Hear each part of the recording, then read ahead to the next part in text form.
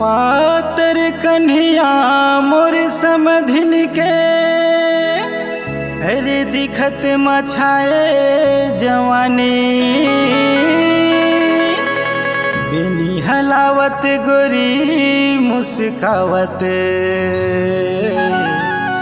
जाथे भरेला पानी जाथे भरेला पानी।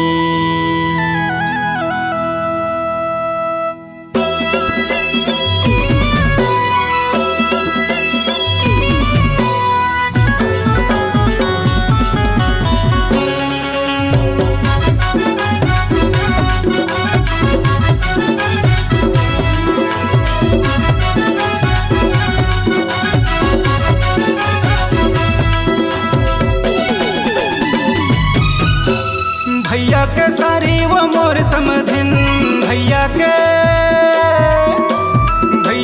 सारी वो मोर समधिन देखे हंस के जीवरा जलाते कैसे जहाँ मैं खड़े मझनिया घर मायापन बलाते कैसे जहाँ मैं खड़े मझनिया घर मायापन बलाते।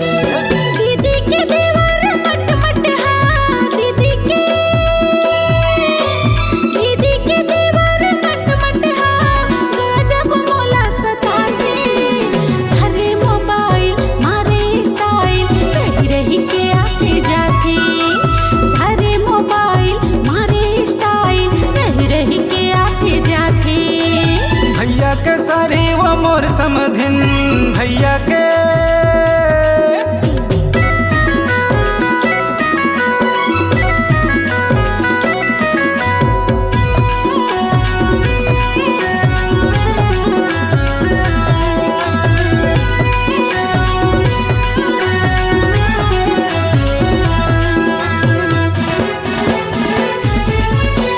पानी पानी के खवा के वो मोला राखे अधीरथिया माया के गोट गोटियाए भुला गेहूं सुनी के तोर मीठी बतिया माया के गोट गोटियाए भुला गेहूं सुनी के तोर मीठी बतिया।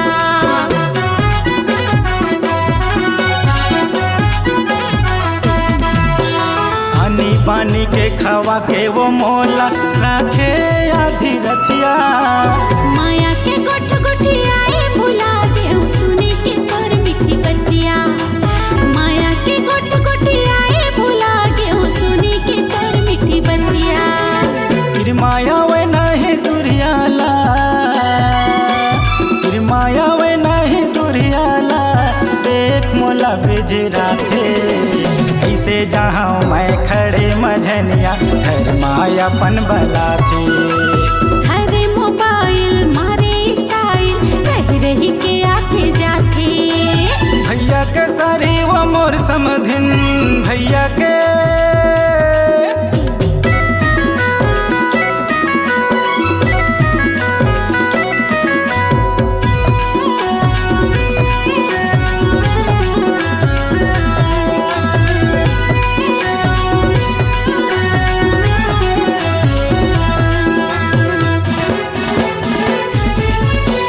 राहत ले मोर संग हंस गोठिया ले चाहूँ वही तो लसुरता जिंदगी भर तोला छोड़ा नहीं गारत पे माया मोरे पुरता जिंदगी भर तोला छोड़ा नहीं गारत पे माया मोरे पुरता।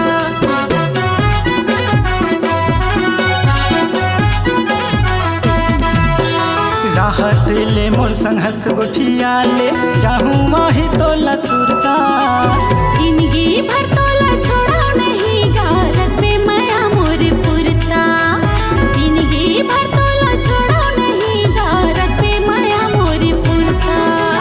कैथे ये सारा माया बेमोला कैथे ये सारा माया बेमोला किरिया अपन खवाथे कैसे जहाँ मैं खड़े मझनिया घर मायापन बला थे। हरे मोबाइल मारे स्टाइल रही रही के आते जाते भैया के सारी वो मोर समधिन भैया के सारी वो मोर समधिन देखे हंस जुरा जलाथे।